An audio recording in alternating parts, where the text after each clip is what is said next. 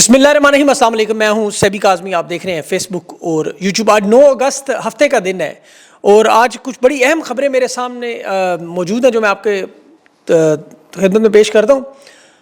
حکومت اس وقت اقتدار کا معاملہ، عمران خان کی رہائی کا معاملہ، فیلڈ مارشل کی وائٹ ہاؤس میں اعلیٰ ملاقاتیں ہوئیں وزیر خارجہ سمیت، اور اس کے علاوہ سینٹا کام کے چیف کے ساتھ نئے آنے والے۔ جو اندرون خانہ پاکستان میں لڑائی ہے وہ بھی اس وقت استعفوں کے معاملے تک پہنچ چکی ہے۔ نواز شریف ایک طرف انقلابی بننے کے لیے اور مریم نواز سے استعفیٰ پیش کرنے کا مطالبہ، یہ بڑے اہم معاملات ہیں۔ سیم پیج پھٹنے لگا ہے اور ضمانتوں کے کیسز میں نومبر کی اہم ریٹائرمنٹ کے بعد دسمبر کے سارے معاملات مقرر کیے جا رہے ہیں۔ اسٹیبلشمنٹ وزارت داخلہ میں ایڈیشنل سیکرٹری جو لگائے گئے ISI کے میجر جنرل، وہ اصل معاملہ کیا ہے؟ 9 مئی تحریک انصاف کے کیسز کا فیصلہ بھی آج۔ رات کے اندھیرے میں ٹرائل کرنے والے جج نے دن کی روشنی میں فیصلے کا اعلان کیا، پیغام انہیں مل گیا اور سپریم کورٹ کے جج نے آج اعتراف کر لیا کہ ہم نے مینڈیٹ چھینا، ہم ڈاکو ہیں۔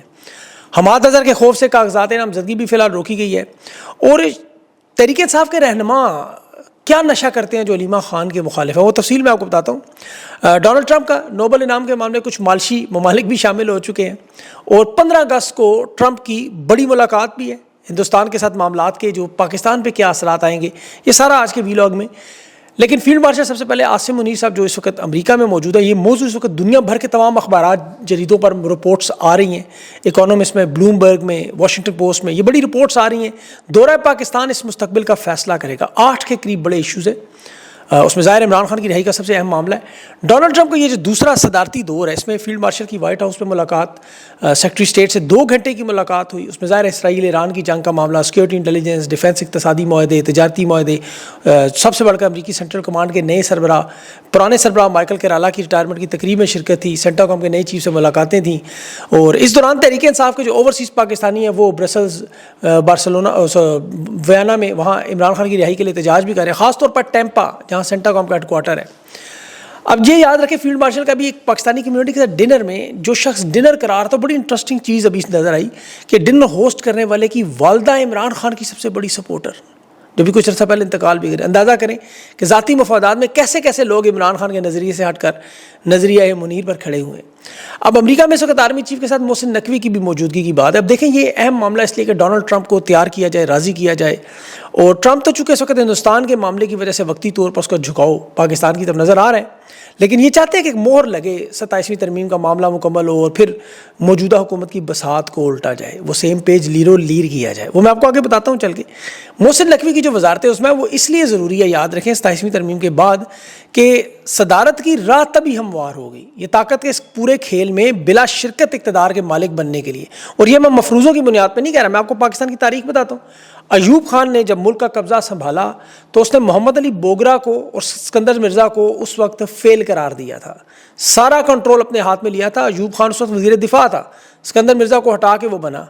یحییٰ خان جب آیا، اس نے پہلا کام کیا کیا؟ ایوب خان کے خلاف عوامی رائے بڑی خراب ہو چکی ہے جی، سیاسی صورتحال ملک سے کنٹرول سے باہر ہے، اور ایوب خان سے زبردستی استعفیٰ لیا۔ ضیاء الحق کا دور دیکھیں، بالکل وہی واردات ذوالفقار علی بھٹو کے ساتھ کی، ملک پہ قبضہ کرنے سے 9 جماعتوں کا جو اتحاد تھا، IGI بنائی، عوام سے مزاحمت کری، اور کیا نعرہ لگایا کہ جی صورتحال کنٹرول سے باہر ہے، مجھے اس لیے مجبوراً ٹیک اوور کرنا پڑ رہا ہے۔ مشرف بھی جب قبضے کے لیے آیا، کیا جواز لے کے آیا؟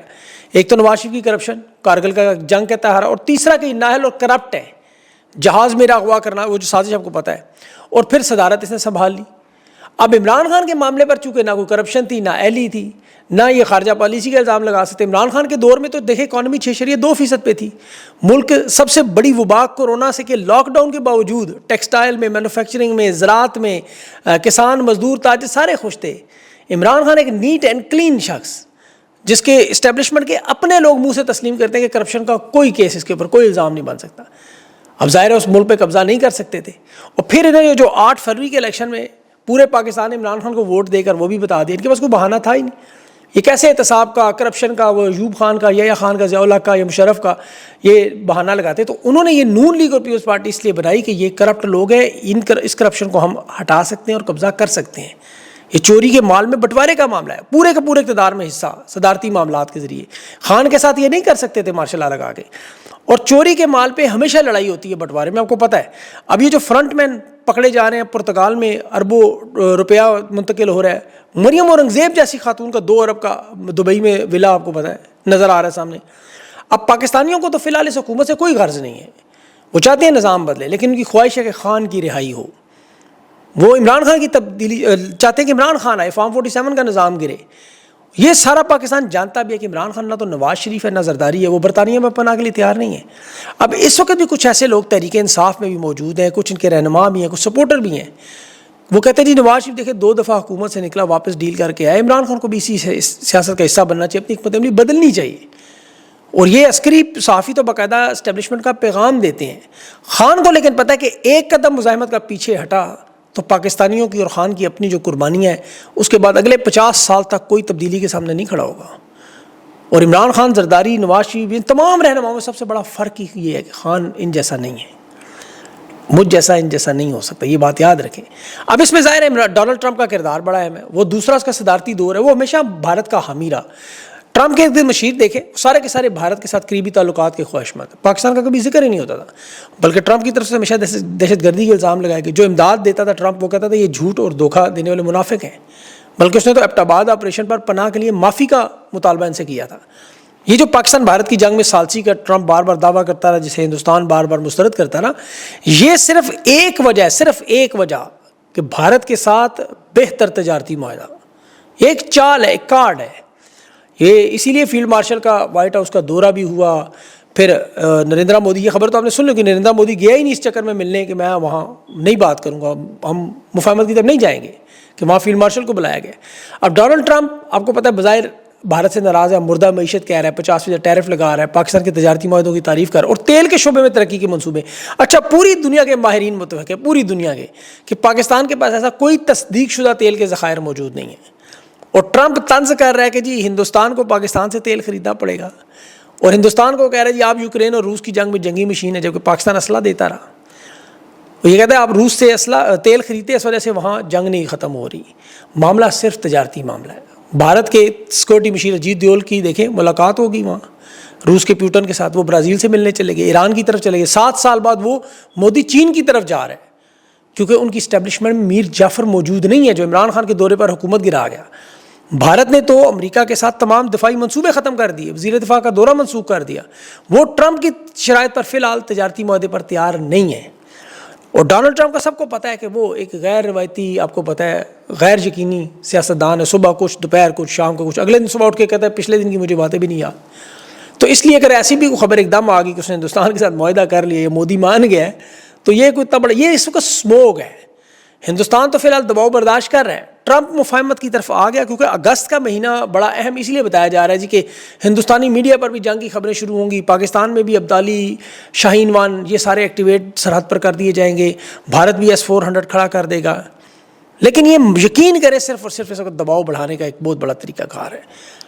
اصل سرپرائز آپ کو مل جائے گا اگر مودی یہ شرائط مان گیا، تو پھر یہ جو ریت کا قلعہ ہے وہ دھڑام سے گر جانا ہے.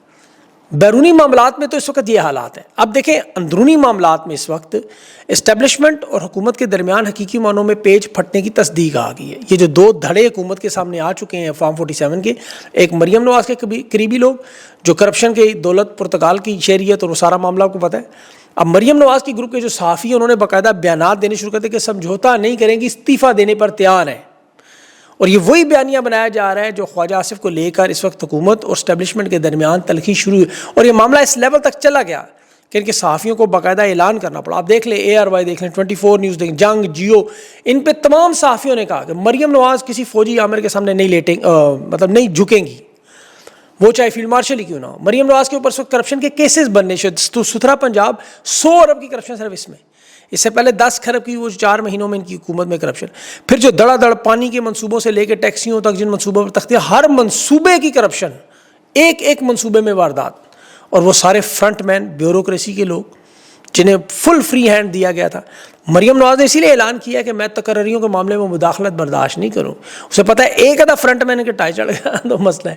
اب یہ وہی لوگ ہیں جن کا پرتگال میں خواجہ آصف نے اعتراف بھی کیے ہیں، جو منی لانڈرنگ سے پاکستان کی ساری اربوں ڈالر جو ہے وہ بھجوا رہے ہیں. اب اسٹیبلشمنٹ کو چونکہ ان کی پوری تاریخ کا پتہ ہے، وہ بڑی اچھی طرح جانتے ہیں، اسی لیے خواجہ آصف، مریم نواز اور یہ جو معاملہ شروع ہوا یہ اب تینوں پارٹیوں کے درمیان بہت بڑے لیول پر پھیل چکا ہے. اب تو ان کے صحافی برملا کہہ رہے ہیں کہ نواز شریف جو ہے وہ اپنی پالیسی بدلنے جا رہا ہے. خواجہ آصف کو باقاعدہ تھپکی دے رہا ہے، اسحاق ڈار کو کہہ رہا ہے وزارت خارجہ کے معاملات ہاتھ میں لو، اور اب ووٹ کی جگہ وہ جو کہہ رہے ہیں نا نیا یہ جو نظام ہے ہائبرڈ ووٹ، ہائبرڈ نظام، وہ نیا نعرہ دوبارہ لانچ ہوگا۔ وزارت داخلہ میں حکومت نے فی الفور اس لیے تبدیلیاں کر لیں، آئی ایس آئی کے آپ کو پتہ ہے وہ جو سینئر فوجی افسر میجر جنرل نور ولی خان حاضر ڈیوٹی ہیں، انہیں ایڈیشنل سیکرٹری لگایا۔ اس میں خیر ایک وجہ تو وہ نادرا کے ڈاٹا کے کنٹرول کی بھی ہے، یاد رکھیں کہ وہ خاص طور پر اوورسیز پاکستانیوں کب آتے ہیں کب جاتے ہیں، ملک میں کون ہے، ٹریکنگ ساری کرنی ہے، سارے کا سارا ڈاٹا آپ کو پتہ آج کل طاقت ہے، تو یہ ان کی ذمہ داریوں میں ایک یہ بھی اضافہ ہے۔ اب عدلیہ میں خان کا جو توشہ خانہ کا کیس جو ہے ملتوی کیا گیا، اڈیالہ جیل میں آج شاہ رخ ارجمند نے سنا ہے، کیس سننا تھا جوڈیشل کمپلیکس اسلام آباد میں۔ اب یہاں جو بڑا اہم معاملہ عمران خان کو بیٹوں کی آمد سے پہلے اسلام آباد شفٹ کرنے کی حکومت نے مکمل تیاریاں کی ہیں، اسٹیبلشمنٹ اپنے اوپر سے یہ الزام ہٹانا چاہتی ہے، یہ امریکہ میں بات بھی ہوئی ہے، اس کی میرے پاس اطلاعات بھی آئی ہیں کہ جیل میں عمران خان کے ساتھ غیر انسانی سلوک بند کیا جائے، خان کو اسلام آباد جیل میں شفٹ کرنے کے لیے تیار ہیں، اس کے بعد یہ خان کے بیٹوں کو ویزا دیں گے، اس سے پہلے نہیں۔ یہ میں آپ کو خبر دینا چاہتا تھا۔ عدلیہ کے کیسز کا بھی کوٹ لکھپت میں 2 مئی کے کیس، جس میں عالیہ حمزہ، صنم جاوید، عائشہ بھٹا، یاسمین راشد سمیت 25 رہنما اور کارکن ہیں، انہیں آج سزائیں سنا دی جائیں گی شاید۔ میاں شہزاد جو میاں آباد فاروق کے بھائی ہے، وہ پنجاب میں ابھی تک مسنگ پرسن، اسے کسی عدالت میں پیش نہیں کیا گیا۔ جو 5 اگست کی سب سے بڑی گرفتاری تھی وہ اسی کی تھی، جس کی تمام لوگ اب مذمت کر رہے ہیں۔ اسی طرح دہشت گردی کی عدالت میں عسکری ٹاور ہے، اس کے 3 مقدمات ہیں۔ عمر ایوب کی جو عبوری ضمانت خارج ہوئی تھی، یہ لاہور انسداد دہشت گردی سے انہوں نے کروائی تھی، لیکن اب خارج کر دی گئی ہے۔ تحریک انصاف کے جو رہنماؤں کی نااہلی کے مزید معاملات الیکشن ٹریبیونل کے ذریعے، اس میں دیکھیں دوبارہ گنتی کا ری کاؤنٹنگ کا معاملات جو ہیں، اور جو ریٹائرڈ جج لگائے گئے الیکشن ٹریبیونل میں، جنہوں نے ابھی تک کارروائی کیا ہو رہی ہے کسی کو کوئی پتہ نہیں، کوئی میڈیا کا صحافی نہیں جانتا، میں نے بڑے لوگوں سے پوچھا، کوئی فارم 45 نہیں پیش کیے گئے، کیونکہ اس وقت تحریک انصاف کے لوگ اپنی گرفتاریوں میں عدالتی معاملات میں مصروف ہیں، تو ٹریبیونل کے جو اعداد و شمار انہیں نہیں پتہ۔ میں نے سے پوچھا آپ کے 374 کیسز ہیں انتخابات سے متعلق جو بے ضابطگیاں ہیں، ٹریبیونل فیصلہ نہیں دے رہا۔ ابھی سندھ ہائی کورٹ نے مزید 13 جج انسداد دہشت گردی میں، بینکنگ کورٹ میں، اسپیشل عدالتوں میں لگائے، خصوصی عدالتوں میں ٹریبیونل لگائے، ڈسٹرکٹ سیشن ججز، چیف جسٹس سندھ نے اعلان کیا۔ تو آپ کے کیسز کا بنوں کہ ہمیں کوئی پتہ نہیں، کچھ بھی نہیں پتہ۔ اسی لیے جج صلاح الدین پنور کا آج بیان آپ دیکھیں، اس نے کہا ہم جج نہیں، ہم ڈاکو ہیں۔ یہ اعتراف جرم ہے کہ پاکستان کی عوام کا کس طرح الیکشن لوٹا گیا، کیا ہو رہا ہے ابھی۔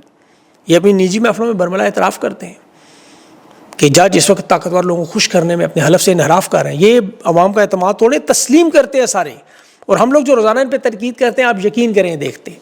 مجھے اطلاعات ملی، میں نے پچھلے 3 ویلاگ سے بات کی، جج رات کے اندھیروں میں فیصلے کر رہے ہیں۔ تو جج منظر علی گل نے بھی اعلان کیا کہ 9 مئی کے مقدمات کا فیصلہ دن کی روشنی میں کروں، رات کے اندھیرے میں نہیں۔ اب پتہ نہیں وہ پیغام مجھے دے رہے ہیں کس کو، لیکن کورٹ رپورٹر وہاں پہ اس کے گواہ ہیں۔ یہ بات بہرحال ثابت ہوئی کہ پیغامات ان تک پہنچتے ہیں جو ہم بات کرتے ہیں یہاں پہ، انصاف لیکن دینے پر تیار نہیں ہے۔ حماد اظہر کے بھی حلقہ NA 129 میں جانچ پڑتال کے کاغذ ڈاٹا انہوں نے منگوایا ہوا ہے، کون سا ڈاٹا، سوئی گیس، FIA، نیب، اس کے، حالانکہ Hammad Azhar net and clean بندہ ہے، اس کے اوپر کوئی ایسے کیسز نہیں، لیکن ریٹرننگ افسر کے دفتر پر ماضی میں جس طرح پولیس اور سیکیورٹی اور سب نظر آ رہا تھا، اس دفعہ وہ معاملہ نظر نہیں آ رہا۔ 12 تاجروں کے ساتھ بھی آرمی چیف نے معاملات طے کیے ہیں، اور ان کے صحافی تو کہہ رہے ہیں، دعویٰ کر رہے ہیں کہ جی تاجر جو تحریک انصاف میں نہیں گئے وہ اب فیلڈ مارشل کے ساتھ ملاقاتیں کر کے معاملے طے گئے، لیکن میرا نہیں خیال طے ہوگا، 1 ستمبر سے معاملہ خراب ہوگا مزید۔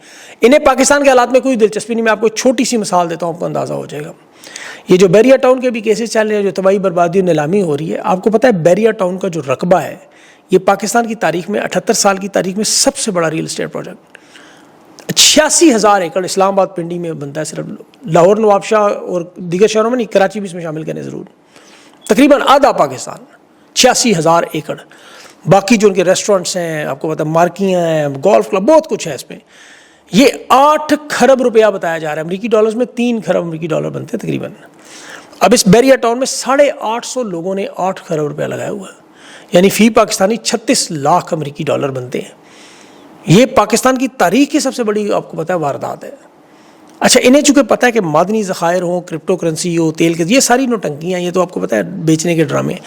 اصل پیسہ جو ملک ریاض کے پاس ہے بیریا ٹاؤن میں، اور اس پر یہ قبضہ کرنا چاہتے ہیں، اس کے علاوہ کچھ بھی نہیں ہے یہاں۔ لیکن اس سے جو تباہی اور بربادی ہونی ہے، یہاں کوشش کی اوورسیز پاکستانیوں کو خوفزدہ کریں۔ یہ بڑے غور سے بات سمجھیں تاکہ یہ اپنے پروجیکٹ میں سے پیسہ نکالیں، گھر خریدنے سے انکار کریں، جو لگے ہوئے پیسے وہ اپنی اونے پونے داموں میں اپنی پراپرٹیاں، زمینیں، جائیدادیں بیچیں، اور ان کے لوگ یہ سب کچھ کوڑیوں کے بھاؤ خرید لیں۔ ملک ریاض کو تو وعدہ معاف نہیں بنا سکے, وہ پلاٹ کا کیس وہ نے بتایا ذاتی بغض انتقام ہے. لیکن ماضی میں جو کچھ یہ ڈکٹیٹر کرتے رہے, اب ان کے لوگوں کو سہولت دینے کے لیے یہ تمام پراپرٹیاں بھی خریدنا چاہتے ہیں اوورسیز پاکستانیوں کی. اس کے ساتھ ابھی وہ D G S P R, لیکن عوام کو جواب نہیں دیتے. D G S P R medical college گئے, وہاں بچیوں سے نوجوانوں سے گفتگو میں موبائل فون کے لے لیے تھے خیر پہلے ہی, اور اظہار یکجہتی بھی کروا لیا. تو خیر اس طرح تو اظہار یکجہتی آپ کو ہوتا پورا ملک ہی کر لے گا جب آپ کے سامنے کھڑے ہوں ڈنڈے. بہرحال اس کے علاوہ اور بھی کچھ بہت ساری اہم خبریں, لیکن وہ اگلے ویلاگ میں آپ کے ساتھ ویڈیو لمبی ہوگی. اپنا خیال رکھیں, مجھے اجازت دیں, اللہ حافظ.